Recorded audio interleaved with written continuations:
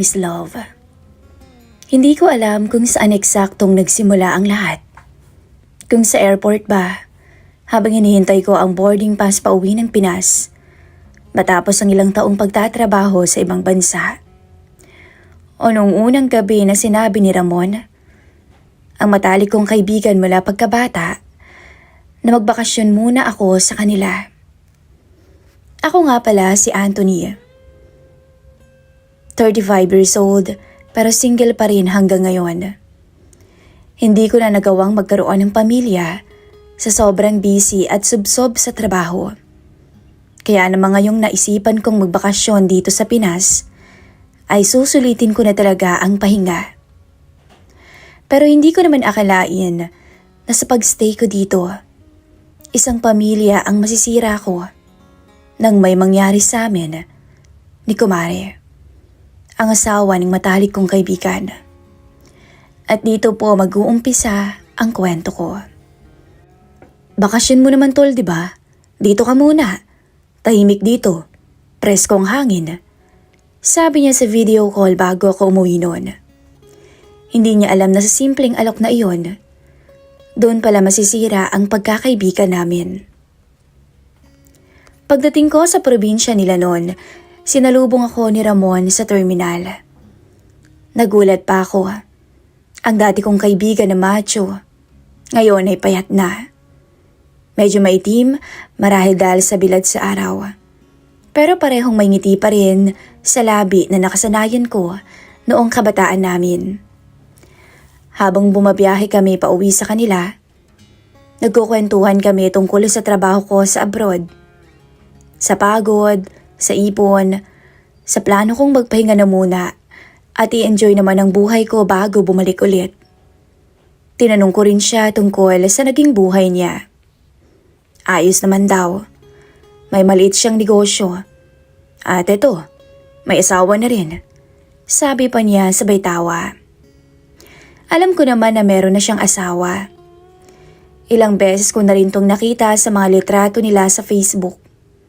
Pero iba pala talaga kapag personal mo nang nakita. Pagdating namin sa bahay nila, isang simpleng bungalow lang.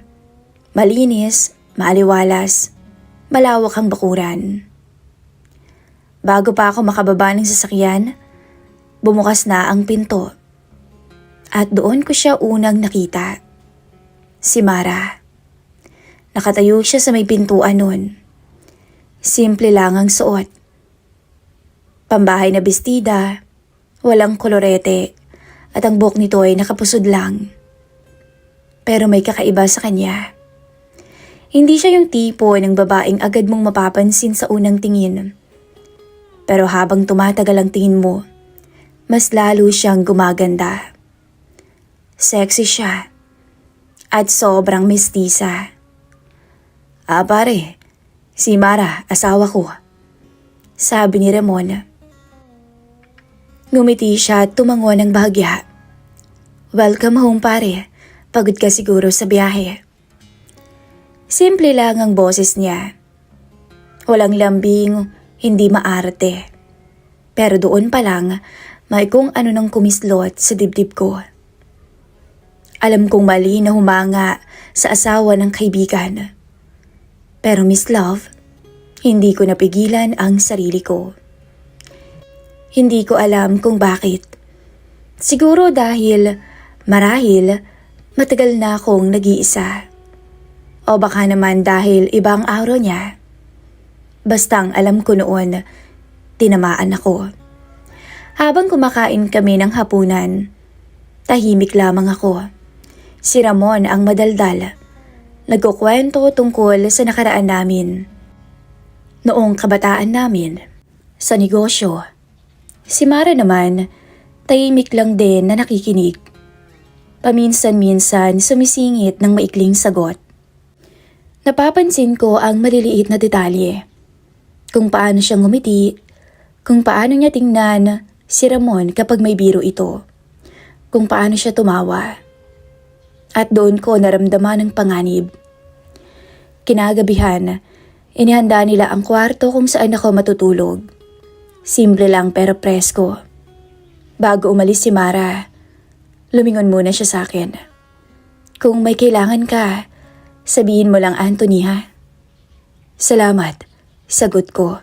Abala na nga ako sa inyo, nahihiya na ako. Ngumiti siya ulit. Hindi naman, ngayon ko na nga lang ulit nakita na tuwang-tuwa ang kaibigan mo. Masayang masaya siya. At sa ngiti niyang yon, alam kong mali na ang iniisip ko, pero hindi ko pinigilan. Sa mga sumunod na araw, naging normal ang routine. Si Ramon pala madalas wala sa bahay. Inaasikaso ang negosyo.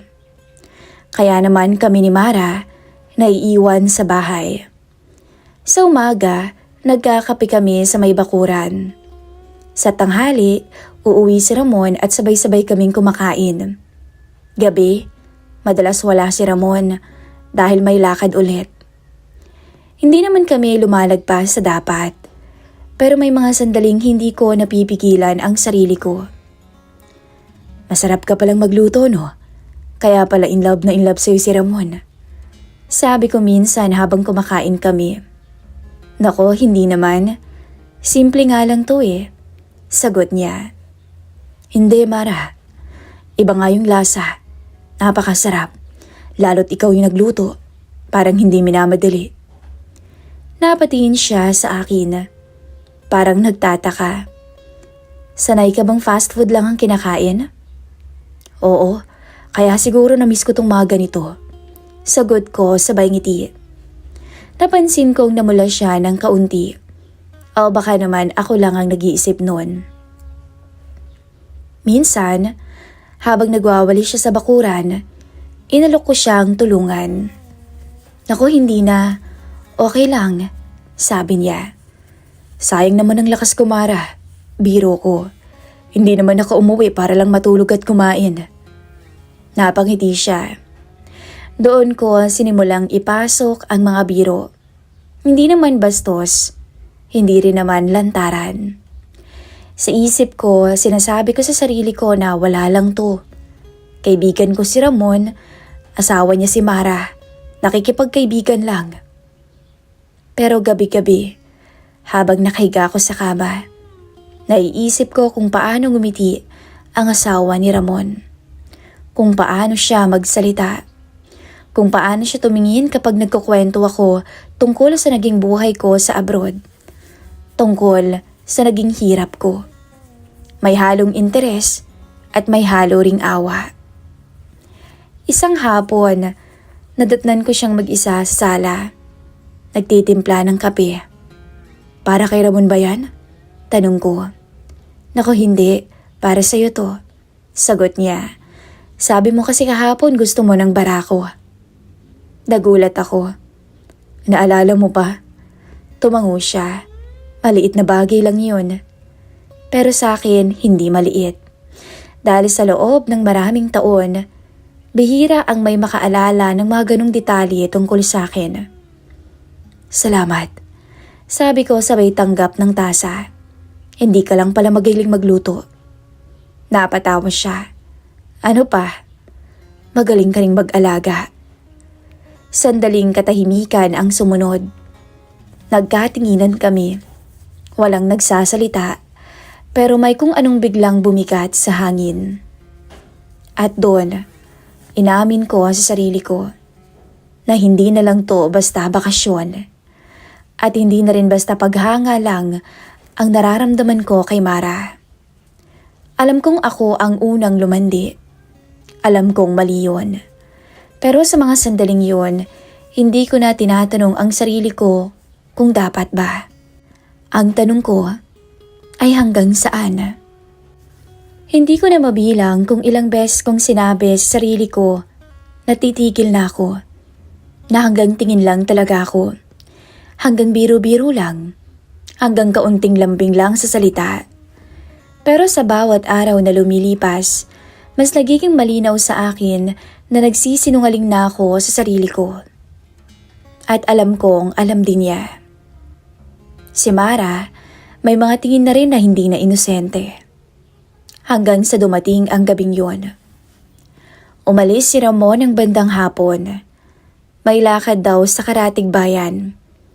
May aasikasuhin na supplier. Sanay na raw siya roon, sabi ni Mara. Kaya hindi na ako nagtanong. Umulan noon ng bahagya. Hindi naman malakas, pero sapat para palamigin ang paligid. Nasa sala kami. Siya ay nasa gilid, ako naman ay kunwaring nagsi-cellphone. Pero ang totoo, pareho kaming wala sa isip ang ginagawa. Parang ang lamig ngayon ha. Sabi ko na pilit ginagawang kaswal ang usapan. Oo nga eh. Sagot niya. Magkakape ka ba?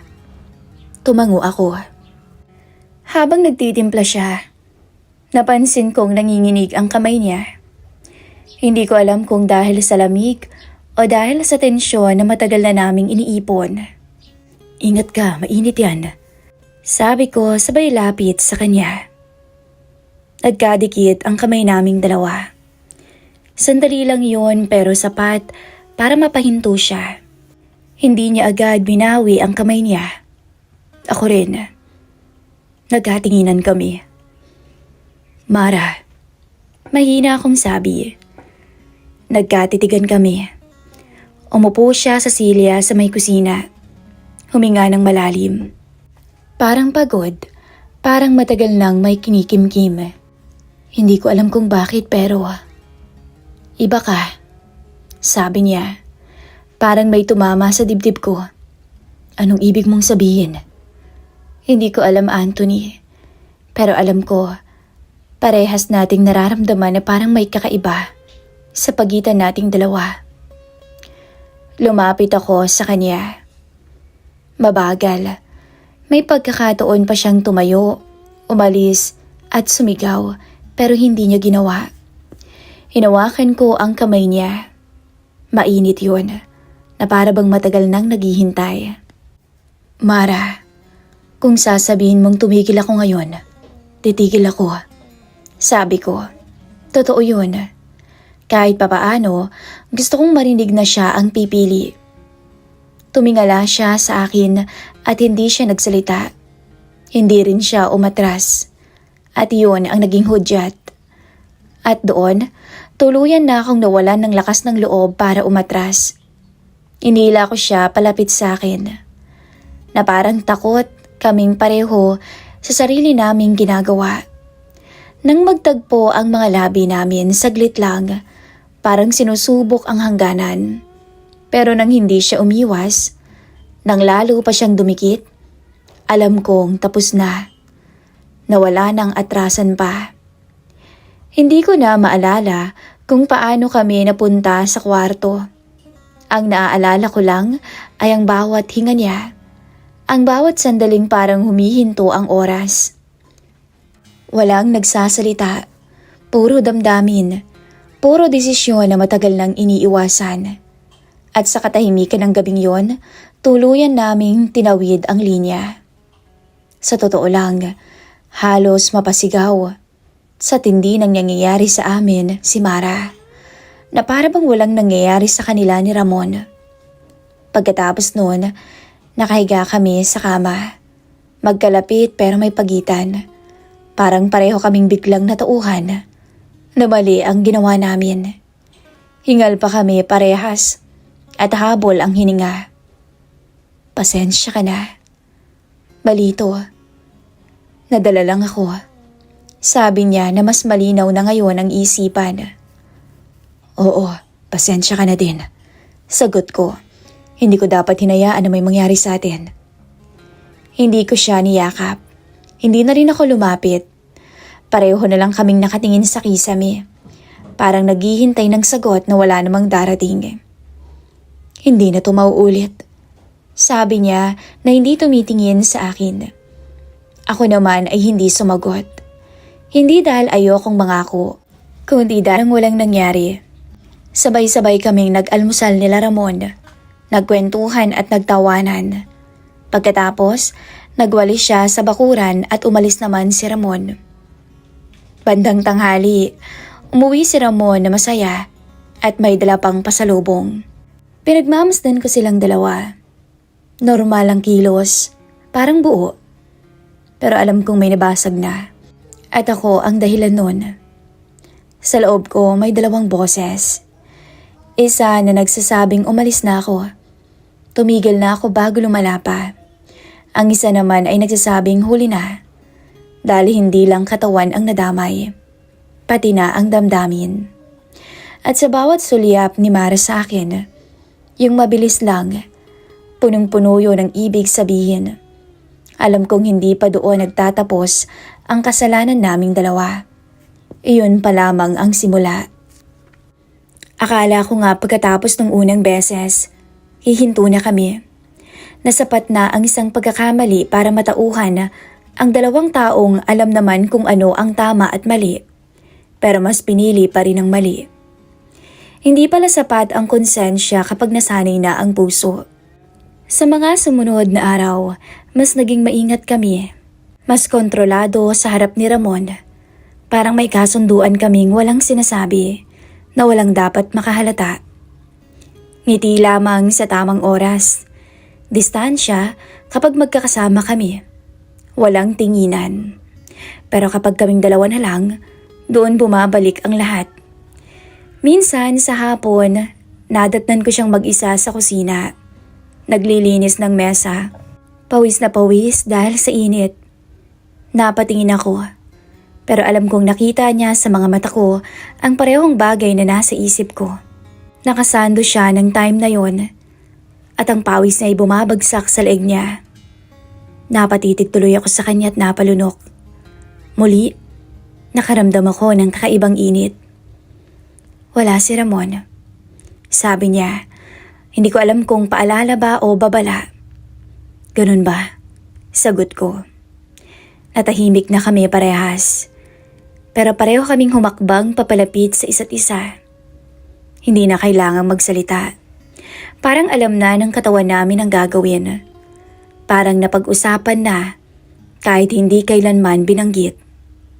Sa loob ng kusina, habang wala ang kaibigan kong si Ramon, muli kong nakuha ang misis niya nang wala siyang kaalam-alam. Traidor na akong traidor. Pero hindi ko na talaga mapigilan ang sarili ko. At pagkatapos, pareho ulit kaming natahimik. Mas mabigat ang katahimikan ngayon at mas punong-puno ng tanong. Paglipas ng mga araw sinabi niyang, hindi na dapat. Pero nung gabi ring yun, siya rin naman ang unang nag-text sa akin habang nasa kwarto ako. Gising ka pa, Anthony? At ako, kahit alam kong mali, sumagot agad ako ng oo. At doon, muli kaming nagkausap sa chat, naglambingan, naglandian. Mula noon, parang naging normal na ang relasyon namin. Ang pagtatago. May mga sandaling nagnanakaw kami ng oras. Ilang minuto sa umaga, ilang sandali sa hapon. Ilang segundo ng tingin na masyadong matagal. Kapag wala naman si Ramon, doon kami nagiging totoo sa isa't isa. Kapag andyan siya, bumabalik kami sa mga papel na dapat naming gampanan. Minsan, Miss Love, nahuhuli ko ang sarili kong nagsiselos. Isang gabi, napansin kong masyadong masaya si Mara habang kausap si Ramon. May awak siyang baso noon, tawa ng tawa. Wala namang mali roon. Asawa niya si Ramon, pero bakit ako nakaramdam ng kirot? Ano bang karapatan ko? Pero kahit alam kong wala akong karapatan, nandun pa rin ang selos. At sa selos na iyon, mas lalo akong naging sakim sa mga oras na kami lang.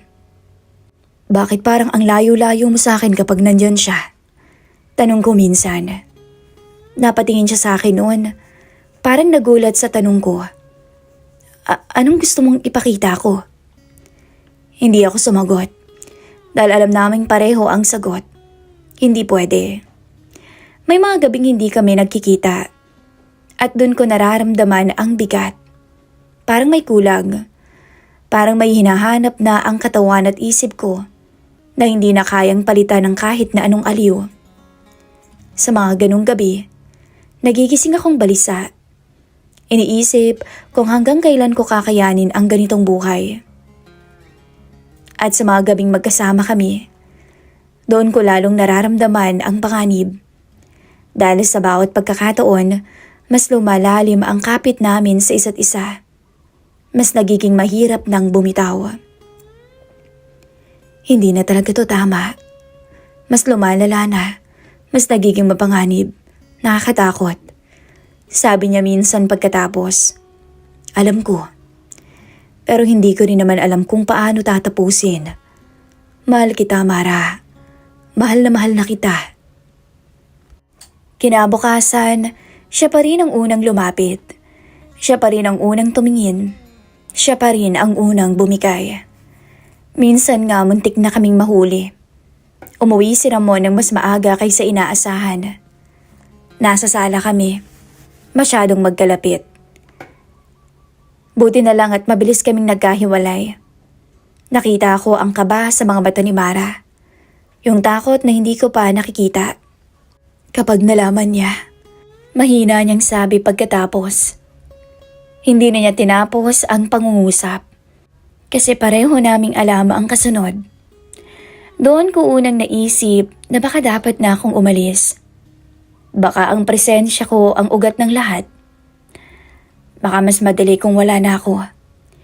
Pero sa tuwing binabanggit ko ang pag-alis ko, nag-iiba ang reaksyon niya. Hindi siya sumasagot. Sa halip hinahawakan niya ang kamay ko. At sa hawak na iyon, alam kong hindi kami matatapos. Mas naging madalas pa ang pagkikita namin ni Mara. Mas nagiging delikado. Mas nagiging mahirap nang itago ang mga nararamdaman namin. At sa bawat araw na lumilipas, mas nahihirapan akong ituring to bilang pansamantala lang. Isang gabi, tinanong niya ako, "May plano ka pa bang bumalik agad sa abroad?" "Oo." "Baka sa susunod na buwan." Sagot ko. Tumango siya. May lungkot sa mga mata niya. Baka mas mabuti nga. Nakita ko ang lungkot sa mga mata niya. At dun ko naramdaman na hindi lang katawan niya ang pinasok ko, pati ang puso at buhay niya. Alam kong darating ang araw na kailangan naming pumili. Alam kong hindi pwedeng magtagal ang ganitong sikretong punong-puno ng kasalanan. Pero sa mga sandaling magkasama kami, sa mga gabing tila kami lang ang umiiral, pinipili naming huwag munang isipin ang bukas. Dahil mas madali ang magmahal sa dilim kaysa harapin ang liwanag. At ito na nga, alam kong darating ang araw. Matagal ko na yung nararamdaman sa bawat kaba ng dibdib ko. Sa bawat tingin ni Mara na puno ng takot. Sa bawat sandaling pinili naming gawing normal ang hindi normal. Pero kahit alam ko, hindi pa rin pala ako handa. Nagsimula ang lahat ng isang umaga na parang karaniwan lang. Nag-aalmusal kami, si Ramon may hawak na cellphone. Napakatahimik niya. Kakaibang katahimikan. Si Mara hindi makatingin ng diretso sa akin. Ako, pilit nilulunok ang kinakain. "May pupuntahan ako mamaya. Babalik din naman ako agad," sabi ni Ramon. Tumango agad si Mara. "Sige Han, mag-ingat ka." Pagkaalis ni Ramon, wala kaming imika ni Mara. Tahimik kami. Para bang pareho kaming nakakaramdam noon ng takot. Parang may mali sa pakiramdam ko. Sabi ni Mara habang hawak ang dibdib niya. "Anong ibig mong sabihin?" Tanong ko. "Parang may alam na siya." Sagot niya, parang naghihinala na. Hinawakan ko ang kamay niya. Pero bago pa ako makasagot, may narinig kaming yabag sa labas. Biglang bumukas ang pinto. Si Ramon. Napatayo si Mara sa gulat. Ako naman nanlamig at binitawan ang kamay niya. Akala ko may pupuntahan ka?" Tanong niya, pilit kinakalma ang sarili. "Meron nga," sagot ni Ramon. "Pero may nakalimutan ako." Tahimik siyang tumingin sa amin. Hindi siya galit, hindi na rin nagulat. Para bang matagalan niyang pinaghandaan ng sandaling to. Matagal ko na kayong pinapanood. Sabi niya, diretso ang tingin sa akin. Ayokong maniwala nung una. Kaibigan kita, Anthony. Nanikip ang lalamunan ko. Ramon, wag. Hayaan mo kong patapusin. Bumaling siya kay Mara. At ikaw. Napaiyak na si Mara. Hindi ko sinasadya. Nanginginig ang boses na sabi niya. Hindi ko ginusto. Pero nangyari. Sagot ni Ramon. Hindi siya sumigaw. Mas masakit ang kalmadong tono niya. Sa bahay ko. Harap-harapan. Tahimik kaming dalawa ni Mara. Wala nang maitanggi. Kailan ba? Tanong niya. Hindi sumagot si Mara. Ako ang nagsalita. Matagal na. Tumangulang si Ramon. Napangiti ng mapait. Salamat sa katapatan, Anthony. Kahit huli na. Umupo siya sa may silya. Alam mo, sabi niya sa akin, ikaw ang pinagkakatiwalaan ko sa lahat ng kaibigan ko. Ikaw na tinuring kong kapatid. Ikaw na pinatuloy ko sa pamamahay ko. Hindi ko na kinaya. Kasalanan ko.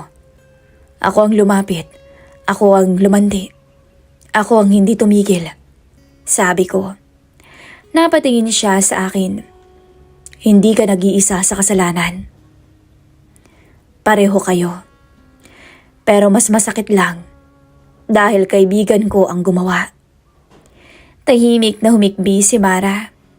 Lumuhod siya sa harap ni Ramon. Patawad. Hindi ko alam kung paano ko ipapaliwanag. Hindi ko naman hinanap pero dumating. Tumayo si Ramon. Hindi ko kailangan ng awa, Mara. Pagkatapos tumingin si Ramon sa akin. Umalis ka na, Anthony. Pero Ramon, ngayon na. Madiin niyang sabi, bago pa ako magsisi na hindi kita sinuntok. Hindi na ako nakipagtalo. Kinuha ko ang mga gamit ko. Habang naglalakad ako papunta sa pinto, naramdaman kong may humawak sa kamay ko. Si Mara. Patawad. Sabi niya at umiiyak. Hindi ko alam kung anong mangyayari sa akin. Hindi ko alam ang isasagot. Dahil sa unang pagkakataon, wala akong maipangako. Binitawan ko ang kamay niya. Paglabas ko ng bahay, doon ko naramdaman ang tunay na bigat ng lahat. Parang may nadurog sa loob ko. Hindi dahil iniwan ko siya, kundi dahil alam kong wala akong karapatang manatili. Umalis ako noon. Hindi ako nagpaalam, hindi na rin ako nag-message. Alam kong kahit anong paliwanag at salita, kulang yon. Sa bus, paulit-ulit kong tinatanong ang sarili ko. Ano, Anthony? Sulit ba? Wala akong maisagot sa sarili ko. Ang balita ko, umalis si Mara. Hindi ko alam kung saan siya nagpunta. Si Ramon ang nanatili sa bahay nila.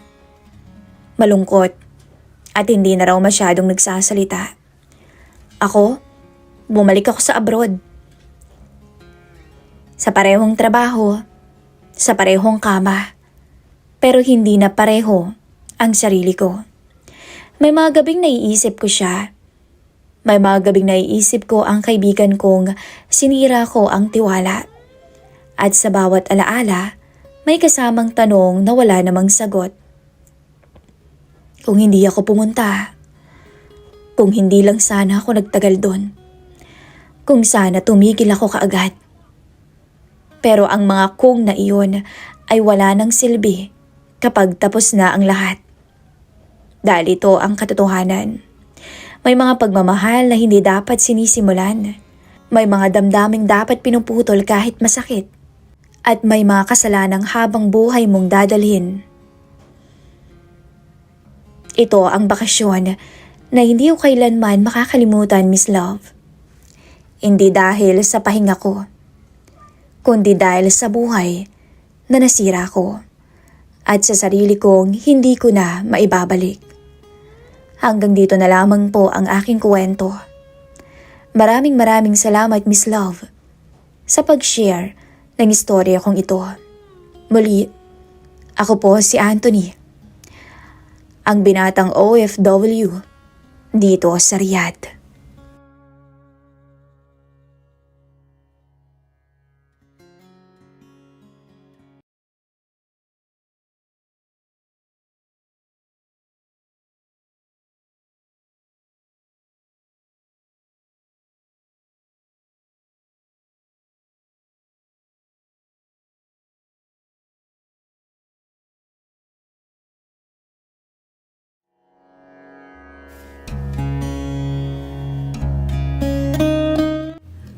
Hello po, Miss Love. Magandang araw po sa inyong lahat. Ako nga pala si Lorena, 39 years old, 20 taon ng kasal kay Aris. Isang sima na halos 9 na buwan sa barko at 2 buwan lang kung umuwi. Maganda ang buhay namin, hindi man marangya pero maayos. May bahay kami sa bayan at may maliit akong tindahan sa harap. May iisang anak na kolehiyo na ngayon sa Maynila.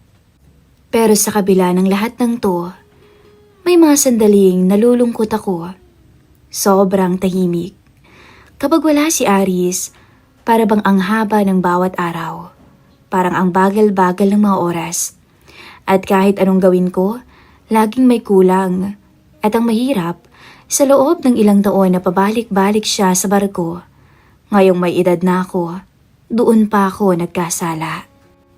Isang araw noon, may nirekomenda ang kapitbahay kong si Aling Nena ng isang mapagkakatiwalaang binata para tumulong sa akin sa tindahan, pati na rin sa loob ng bahay. Agad akong pumayag. Dumating si Lito, 24 years old pa lang.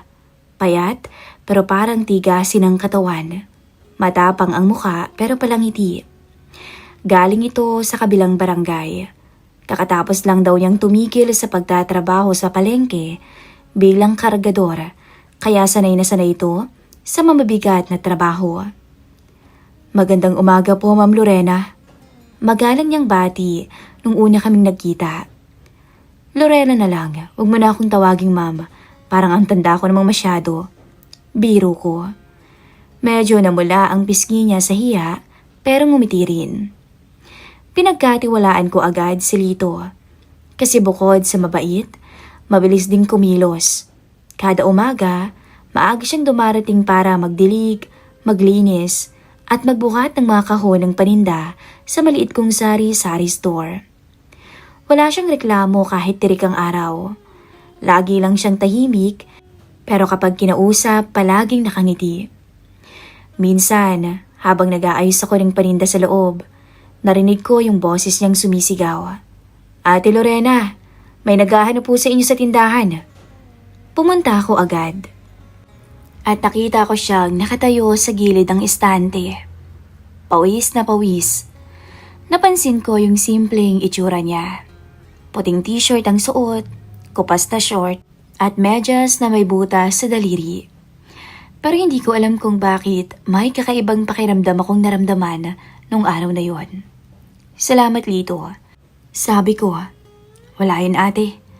Anya sabay ngiti. Yung ngiting may halong hiya at lambing. Araw-araw ko siyang nakikita. Kapag tirik ang araw, tuloy-tuloy lang to sa mga gawain. Minsan nga sinasabihan ko na siya, Lito, magpahinga ka muna. Baka naman mamay himatayin ka na yan. Ayos lang po, sagot niya na palaging may ngiti. Kapag tanghali, sabay na kaming kumakain. Dalawa lang ibang tao sa bahay kundi ako. Parang nagiging mas komportable na kaming dalawa. Hindi siya mahilig magsalita. Pero kapag nagsimula na akong magkwento tungkol kay Aris, sa anak ko at sa tindahan, palagi siyang nakikinig. Ang tahimik mo talaga, no? Biro ko sa kanya minsan. Ganun ho talaga ako, ma'am. Pero mahilig po akong makinig. Sagot niya ng diretso habang nakatingin sa akin. Para bang may kung anong biglang kumislot sa dibdib ko. Hindi ko alam dahil ba sa tagal na panahon na wala si Aris o dahil sa kabaitan ng binata. Pero simula noon, Para bang mas nagiging masaya ang tahimik kong araw. Isang hapon na umuulan ng mahina. Nasa loob ako ng tindahan, abala sa pag-aayos. Si Lito ay nasa labas. "Pumasok ka muna dito, mababasa ka riyan," sabi ko. "Halika na." Medyo mahina pero seryoso kong sabi. Kumuha ako ng maliit na tuwalya at inabot yun sa kanya. "Magpunas ka muna."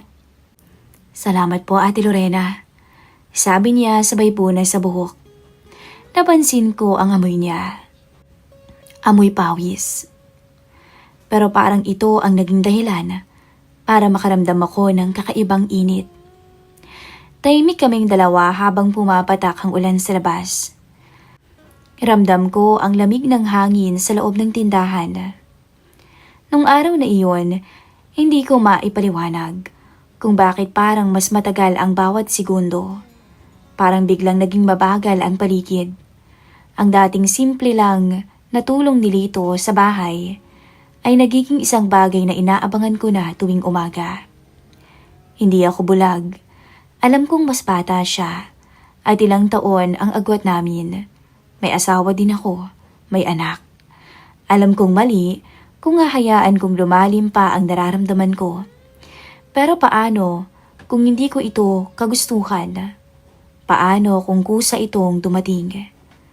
Minsan isang gabi, habang nakahiga ako, naiisip ko siya kung bakit parang hindi na ako masyadong excited kapag tumatawag si Aris mula sa barko. Dati-dati tuwing may tawag to, nanginginig pa ang kamay ko sa saya. Pero ngayon, parang normal lang. "Maayos ka lang ba dyan, Len?" tanong ni Aris sa tawag. "Maayos naman, busy sa tindahan." Palusot ko. "Miss na kita." "Oo nga eh." Pero habang kausap ko siya, ang naiisip ko ay ang ngiti ni Lito. Kaninang hapon, habang binubuhat niya ang kahon ng soft drinks, nakatitig lang ako sa kanya at nakakahiyamang aminin. Pero napapakagatlabi ako sa tuwing napapatitig ako sa kanya. Pagkalipas ng ilang araw, naging natural na sa amin ang mag-usap kahit simpleng kwentuhan lang. Lito, may girlfriend ka ba ngayon?" Tanong ko minsan habang naguhugas ako ng pinagkainan naming dalawa. "Wala po. Tsaka hindi pa naman ho ako nagmamadali." Sagot niya sabay kamot ang ulo. "Bakit naman?" Sa itsura kong to, baka wala naman pong magseryoso sa akin." "Naku naman, bakit naman yun ang naiisip mo?" Sabay kaming natawa sa sagot niyang iwan. Pero sa loob-loob ko, imposibleng walang magkagusto sa kanya. Dahil nandito ako. At alam ko sa sarili ko, may kakaibang init akong nararamdaman sa kanya. Simula noon, hindi ko na maitago sa sarili ko na may kakaiba akong nararamdaman para kay Lito. Hindi ko pa man masabi ng malinaw, pero alam kong unti-unti na itong lumalalim. Hindi ko alam kung saan to hahantong. Ang alam ko lang, ang bawat araw na kasama ko siya, unti-unting gumigising sa isang parte ng sarili kong matagal ng uhaw sa atensyon ng isang asawa. Nagsimula nang maging parang araw-araw na routine ang presensya ni Lito sa bahay. Pagkagising ko sa umaga, alam kong ilang minuto lang ay darating na siya. Magbubuhat ng kahon ng paninda at magwawalis ng bakuran. Kung dati ay simpleng tingin lang ang meron, ngayon ay mas may kuryenteng hindi ko maipaliwanag. Madalas, nadadatnan ko siyang nakaupo sa tapat ng tindahan pagkatapos ng trabaho. Pawisan pero nakangiti. Doon nagsisimula ang mga kwentuhan namin. Kwentuhan na unti-unting nagiging mas personal. Isang hapon, habang inaayos ko ang mga paninda, lumapit siya. Naka-t-shirt lang at short. Pawis pa mula sa pag-aayos ng mga kahon ng soft drinks. Ramdam ko ang lamig ng hangin, pero mas ramdam ko ang init ng katawan niya habang nakatayo sa likuran ko. Lito, ilagay mo nga itong soft drinks dyan sa may stante," sabi ko. "Opo ate." Aniya sabay lapit. Nang iabot ko yung bote, nagkadikit ang braso namin. Napatigil ako sandali. Parang lumapit pa siya ng bahagya. Hindi naman bastos pero alam kong may ibig sabihin. Habang nag-aayos siya, biniro niya ako ng pabulong. Halos dikit na ang mukha niya sa tenga ko. Alam niyo ate, ang tahimik niyong masyado. Napalingon ako. Medyo kinakabahan pero hindi ko na naitulak ang sarili ko palayo. Kasi, wala naman akong kasama dito sa bahay. Sinong kakausapin ko, aber?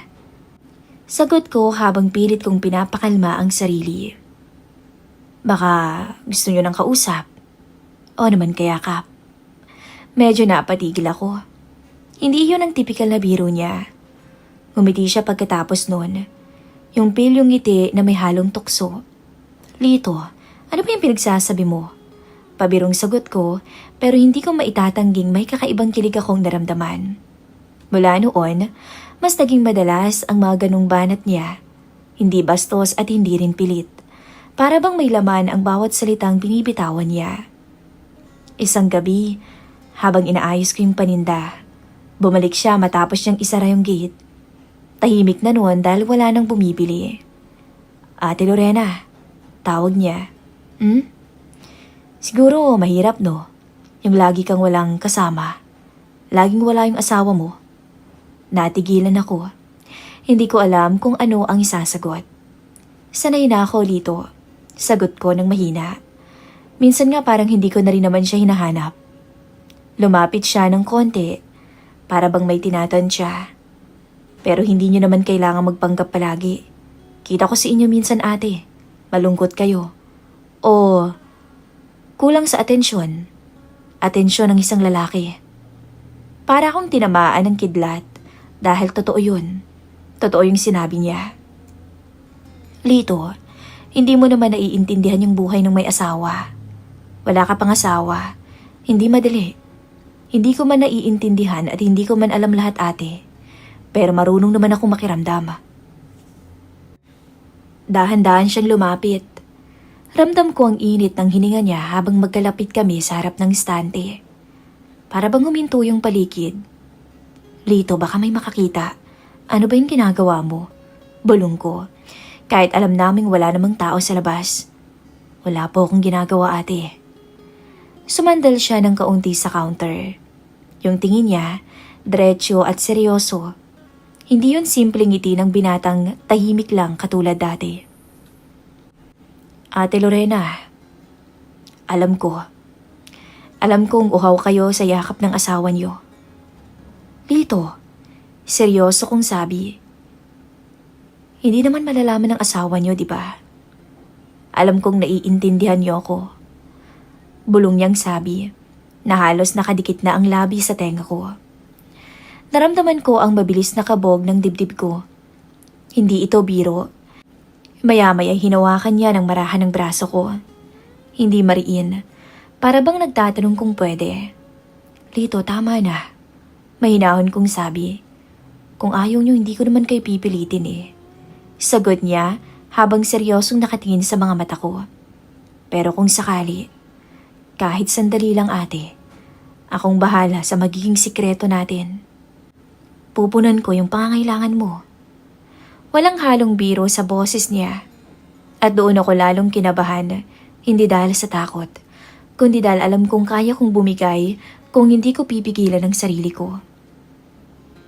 Pagkatapos nun pinauwi ko siya. Ilang araw pang lumipas, pero hindi ko na siya matingnan ng gaya ng dati. Tuwing lumalapit siya, parang may kuryente. Tuwing nagsasalita siya, parang lahat ng paligid ay lumalabo. Isang tanghali noon, pareho kaming naiwan sa loob ng tindahan. Walang bumibili. Nakatingin lang kami sa labas, pero mabigat ang hanging nakapaligid sa amin. Lito, mahinang tawag ko. Po? Baka nakakalimot ka. Alam mong may asawa ko. Tumango siya, pero ngumiti. Yung ngiti na alam mong hindi na inosente. Alam ko naman yun ate. Kaya nga tahimik lang ako eh. Pero wag niyo ring sabihin wala kayong nararamdaman. Alam kong meron. Hindi ko alam kung paano ako hihinga ng mga sandaling yon. Tama siya. Hindi ko yun itatanggi. At sa katahimikang yun, naramdaman ko ang kamay niyang dahan-dahang lumapit sa kamay ko sa ibabaw ng counter. At nung mga sandaling yun, hindi na ako umatras. Walang halikan, walang mabilis na eksena. Pero sapat ang pagkakalapit ng katawan namin para maramdaman namin kung gaano ko nangangatog. Hindi ako sigurado kung love ba ito o gutom lang ako sa isang atensyon. Pero yung totoo, may isang parte ng sarili kong matagal nang natutulog at ngayon ay ginigising ng binatang si Lito. Isang araw ng Sabado noon, tahimik ang buong paligid ng araw na yon, maulap ang kalangitan at halos walang bumibili sa tindahan. Nakaupo ako sa likod ng counter habang pinagmamasdan ang unti-unting patak ng ulan. Si Lito naman, gaya ng nakasanayan, ay abala sa pag-aayos ng mga kahon sa gilid. Pawis pa rin kahit malamig ang panahon. At habang naglalakad siya sa loob ng maliit na spasyo ng tindahan, napansin ko na parang mas madalas na siyang lumalapit. Mas intentional na ngayon. Walang masyadong bumibili ngayon ha, sabi ko habang nilalaro ang calculator. Masarap kasing matulog pag ganitong panahon ate, sagot niya. Tumawa lang ako. Sana nga pwedeng matulog na lang. Tahimik siya sandali. Tapos bigla siyang nagsalita. Pero mas masarap kung may kaya kapag ganito kalamig. Napatingin ako sa kanya. Hindi ako agad nakasagot. Yung paraan ng pagkakasabi niya, derechahan. Yung dating tahimik lang na boy, na abala palagi sa pagbubuhat ng mga kahon, ngayon ay nakatitig sa akin na parabang matagal nang may tinatago. Lito, mahina akong sabi. Bakit po ate? Huwag kang basta-basta nagsasabi ng ganyan. Baka mamaya may makarinig pa. Ano pang isipin? Wala naman akong tao eh. Sagot niya habang dahan-dahan siyang lumalapit sa counter. Tayong dalawa lang ho ngayon. Sa loob-loob ko, alam kong dapat na akong umatras. Alam kong dapat ko nang itigil ang lahat ng to bago pa lumala. Pero habang nakikita ko siya, habang naririnig ko ang boses niyang mababa at kalmado, para bang may parating ng sarili kong hindi gustong tumakbo. Lumapit siya sa may gilid ng counter, kung saan ako nakaupo. Ang tanging tunog lang ay ang patak ng ulan at ang mahinang ventilador sa kisame. Bakit mo ko tinititigan ng ganyan? Tanong ko. Wala po. Ngumiti ito ng bahagya. Ang ganda niyo kasi. Pakiramdam ko, kahit anong pilit kong maging matatag, lumalambot ako sa ganitong mga salita. Hindi ko alam kung dahil matagal nang wala si Aris sa tabi ko o dahil ba to kay Lito mismo. Lito, umupo ka nga riyan. Huwag kang masyadong lumapit, sabi ko pa. Pero imbis na sumunod, daan-daan siyang umupo sa upuang katabi ng counter. Halos magkalapit lang ang mga tuhod namin. Ramdam ko yung init ng katawan niya, kahit hindi pa kami magkadikit. Amoy ko rin yung bango sa damit niya. Sa katawan niya. Simple lang pero nakakagulo ng isip. Naalala ko po, bulong niya. Nung unang araw na dumating ako dito, takot pa akong tumingin sa inyo. Talaga? Nakangiti kong sabi. Oho, ang ganda niyo kasi. Para bang hindi ako bagay na lumapit. Lito, tigilan mo nga ako sa mga ganyang salita mo. Biro ko pa, pero mahina. May asawa ako. Alam ko ate. Sagot niya nang walang pag-aalinlangan. Pero hindi ko kasi mapigilan tong nararamdaman ko eh. Biglang tumahimik ang paligid. Hindi ko alam kung bakit, pero parang bumigat ang hangin sa pagitan namin. Tumingin ako sa kanya. Diretso sa mga mata niyang hindi na parang isang simpleng trabahador. Sa labas, dumagundong ang kulog. Parang sinabayan ang tibok ng puso ko. Lito, wag mo akong tuksoy ng ganyan. Bulong ko. Hindi ko kayo tinutukso, Ate Lorena. Totoo. Dahan-dahan niyang nilapit ang kamay niya sa mesa ng counter, palapit sa kamay ko. Hindi niya ako hinawakan agad. Parang nagtatanong kung papayag ako. At hindi ko nga siya pinigilan. Ramdam ko yung init ng palad niyang lumapit sa likod ng kamay ko. Sa sandaling yon, parang may kumukuryente sa buong katawan ko. Hindi ko alam kung gihilahin ko ba yung kamay ko o hahayaan ko na lang. Hindi ko rin alam kung kailan ako huling tinignan ng ganito ng isang lalaki. Hindi bilang asawa, hindi bilang ina ng tahanan, kundi bilang babae. Lito, mahinang tawag ko, na halos pabulong. Baka pagsisihan natin to. Hindi ko po yun pagsisisihan, ate. Sagot niya agad. Ang sumunod na mga segundo ay puno ng katahimikan. Wala kaming ginawang marahas, pero bawat maliliit na kilos ay parang malalaking hakbang na palapit sa isang lihim na hindi na kayang itago. Tumayo siya, nang dahan-dahan at umikot sa counter, palapit sa kinaroroonan ko. Hindi ako kumilos, hindi ako umalis. Parang gusto kong pigilan siya pero mas malakas ang tibok ng dibdib ko kaysa sa boses ng konsensya. Tumapat siya sa harapan ko. Magkalapit lang kami ng kaunti. Hindi niya ako hinawakan agad, pero yung tingin niya parang nagsasabing alam naming pareho kung saan papatungo o patutungo ang gabing yon.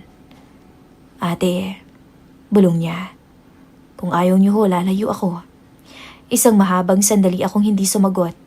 At sa unang pagkakataon, ako mismo ang hindi umiwas. Hindi ko kailanman inisip na mangyayari to sa akin. Ako si Lorena, asawa ng isang seaman. Maayos ang buhay, tahimik ang araw-araw, pero ngayong gabi, sa loob ng tindahan, ako rin si Lorena. Isang babaeng matagal nang nangungulila sa yakap at init ng kasama. Walang salitaan at wala ring mga ingay na nangyari.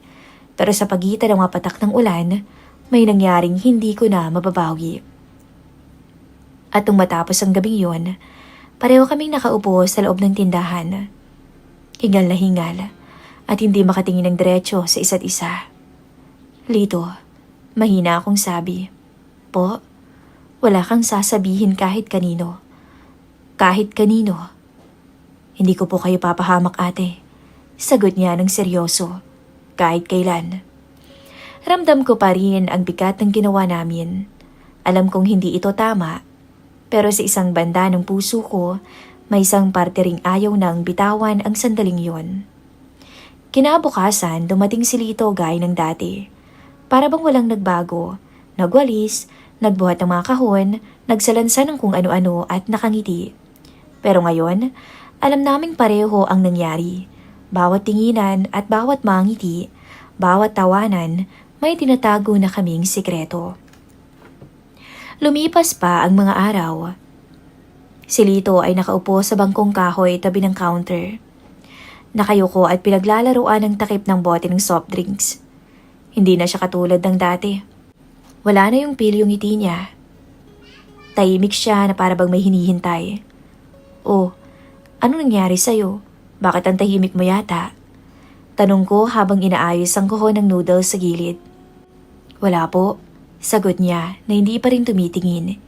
Iniisip ko lang, uuwi na pala yung asawa mo. Parang may kung anong tumama sa dibdib ko nung marinig ko yun. Alam kong uuwi na si Aris. Tama siya. Alam kong dapat masaya ako, pero yung totoo, habang papalapit yung araw na yon, para bang may mabigat na nakapatong sa dibdib ko. Lito, may nahon kong sabi. Simula bukas, baka hindi ka na pwedeng maging madalas dito. Doon siya tumingin, diretso at seryoso, para bang batang biglang naiwan. Alam ko naman hong may hangganan eh. Sa mga araw pang lumipas, ramdam ko ang pag-iwas ko sa kanya. Kapag dumadating siya ng tanghali, abala ako sa kusina. Kapag gabi, hindi ko na siya sinasamahan sa counter. Ayoko nang madagdagan pa ang bigat sa puso ko. Pero kahit anong iwas ko, hindi siya umaatras. Nandun lang siya, naghihintay sa akin. Umaasa man o hindi ko alam. Isang gabi bagong pag-uwi ni Aris, naabutan ko siyang nag-aayos ng mga kahon kahit tapos na ang gawain niya. Lito, uwian na, late na. Sabi ko habang pinupunasan ang counter. Ayoko pang umalis. Sagot niya ng halos pabulong. Bakit naman? Baka bukas, hindi na ganito. Hindi ako nakasagot. Totoo yung sinabi niya. Bukas, hindi na pwede yung ganito. Yung magkalapit kaming dalawa. Wala nang pagkakataon. Wala nang tinginang parang may lihim. Dahan-dahan siyang lumapit sa counter. Ramdam na ramdam ko ang bawat hakbang niya. Para bang sinasabayan ng kabog ng dibdib ko. Huminga ako ng malalim. Lito, mahinang tawag ko. Ate, putol niya. Kung ito na yung huling gabi, ayoko siyang matapos na parang wala lang nangyari. Hindi ko alam kung anong dapat kong sagutin. Pero alam ko rin, may bahagi sa akin na hindi kayang magsabi ng, umalis ka na. Lumapit siya sa harapan ng counter. Halos isang dangkal na lang ang pagitan namin. Hindi siya nagsasalita, hindi rin ako nagsasalita. Pero malinaw ang sinasabi ng mga mata niya. Ayaw niyang bitawan ang huling sandaling to. Bakit hindi ka nalang lumayo dito? Mahina akong sabi. Kasi ayoko. Diretsong sagot niya. Ayokong lumayo na parang wala akong naramdaman. Ate, naging importante kayo sa akin. Dahan-dahan niyang nilapit ang kamay niya sa mesa. Malapit sa kamay ko. Hindi niya ako agad hinawakan. Para bang humihingi ulit ng pahintulot. Hindi ko naman siya tinaboy. Alam ko kasing mali to. Alam ko rin naman ate. Sagot niya. Hindi ako makatingin. Ramdam ko ang init ng katawan niya kahit hindi kami magkadikit. Sa dami ng gabi na nagkasama kami, ito yung pinakamatindi. Hindi dahil sa kilos, kundi dahil sa bigat ng alam naming pagtatapos. Tumayo siya at umikot sa counter. Parang bawat hakbang ay inukit sa hangin ang salitang, huli na to ate, pagbigyan mo na ako. Huminto siya sa harap ko. Nakatingin siya ng diretsyo. Hindi ko na binawi ang tingin ko. Sa unang pagkakataon, hindi ko inisip ang bukas. Hindi ko inisip si Aris. Hindi ko inisip ang kahihinatnan. Ang nasa isip ko lang, ang gabing to. Ang huling gabing magkasama kami ni Lito. Ate, bulong niya. Lito, mahina akong sagot. Ang bawat paglapit namin ay mabagal. Hindi kami nagmamadali. Para bang ninanamnam namin ang sandaling natitira sa aming dalawa. Para bang bawat hakbang, bawat tinga at bawat titig ay isang pagpapaalam. Matapos ang gabing yun, wala nang kailangang sabihin.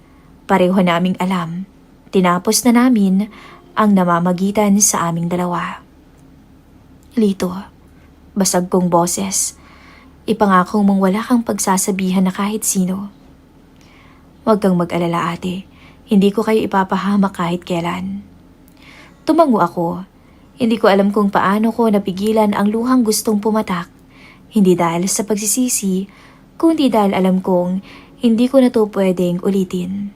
Alam ko sa sarili ko, Miss Love, naging importante sa akin si Lito. Kinabukasan, maaga siyang dumating. Tahimik kaming dalawa habang nag-aayos ng paninda. Hindi na kami nagbibiruan, hindi na nagingitian. Mararamdaman ang bigat sa pagitan naming dalawa. Hindi galit, hindi tampuhan, kundi katotohanan. Nung araw na dumating si Aris, masaya ang lahat. Tuwang-tuwa ang anak ko na umuwi pa galing ng Maynila. Masigla ang paligid. Ako, ngumingiti, pero sa likod ng ngiting yon, may lihim na walang sino man ang nakakaalam. Ilang araw pang lumipas, nagpaalam si Lito sa akin. At sa paglipas ng mga linggo, hindi ko na nakita si Lito sa tindahan. May nagsabi na pumunta raw to ng Maynila para magtrabaho. Hindi ko alam kung matutuwa ba ako o malulungkot. Siguro pareho. At minsan, kapag gabi na at tahimik ang paligid, nakaupo ako sa counter ng tindahan. Yung bahagi ng isip ko, nandun pa rin. Nandun kay Lito. Nakikita ko pa rin siyang tahimik na nakaupo sa counter ng tindahan ko. Habang pinaglalaroan ang takip ng soft drinks. At nakangiti na nakatingin sa akin. Hindi ko alam kung pag-ibig ba yon o isang lihim lang na tinago sa pagitan ng dalawang taong parehong may hinahanap. Pero ang mga gabing yon, ang huling gabing naming dalawa, Iyon ang gabi na hindi ko kailanman makakalimutan. Hindi ko kailangan ng larawan para maalala. Dalang katahimikan ng gabi. Sa tuwing mag-isa na lamang ako sa tindahan, ang nagsisilbing alaala sa akin ni Lito.